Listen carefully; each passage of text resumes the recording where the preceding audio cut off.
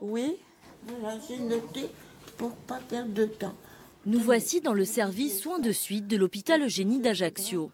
Elle veut rentrer comme d'habitude. Ici, on retrouve des personnes âgées de 75 ans et plus, atteintes par des polypathologies et dépendantes.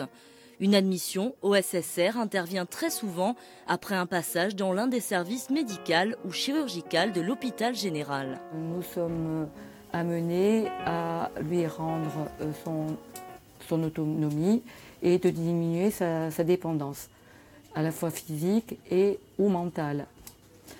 Donc ça se passe que nous les prenons en admission après une commission de préadmission en règle générale pour normalement d'une durée de 4 semaines. Malgré le caractère transitoire de ces séjours, les résidents bénéficient de soins adaptés comme la rééducation ou les séances de kinésithérapie. On leur permet de diminuer le risque de chute et d'appréhender le retour à domicile, donc dans les meilleures conditions.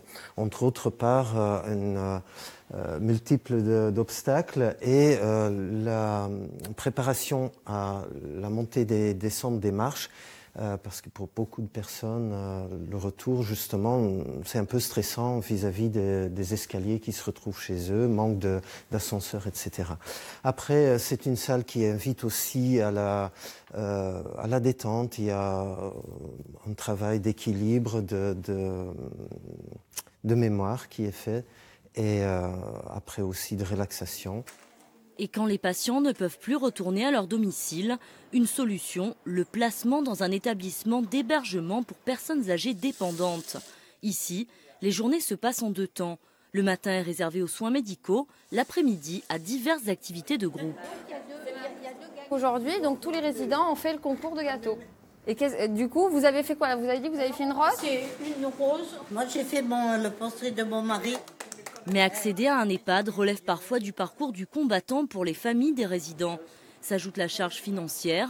Certaines personnes dont la retraite est très faible peuvent bénéficier d'une prise en charge sociale, mais ces structures restent toutefois très onéreuses.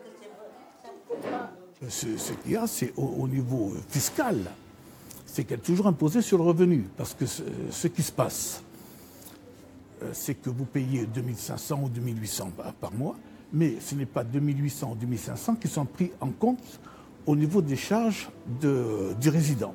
On ne prend que 25% de la somme de son loyer. Donc ça fait qu'elle a encore des impôts. Les délais d'admission peuvent être très longs. Pourtant, la Corse est un territoire bien fourni. L'île compte 50 établissements spécialisés dans la prise en charge des personnes âgées. 28 sont des EHPAD, soit une capacité de près de 2000 lits, mais restent pourtant des carences. Il faut comprendre qu'il y a un certain secteur de dépendance où là les attentes sont assez nombreuses, particulièrement pour des personnes qui sont atteintes de troubles cognitifs, des personnes qui ont des maladies d'Alzheimer. Là, il y a une véritable attente.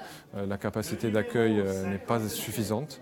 Nous, avec 3 établissements, on a quasiment 100 lits dédiés à cette pathologie. Malgré ça, on a quand même des personnes qui sont sur liste d'attente.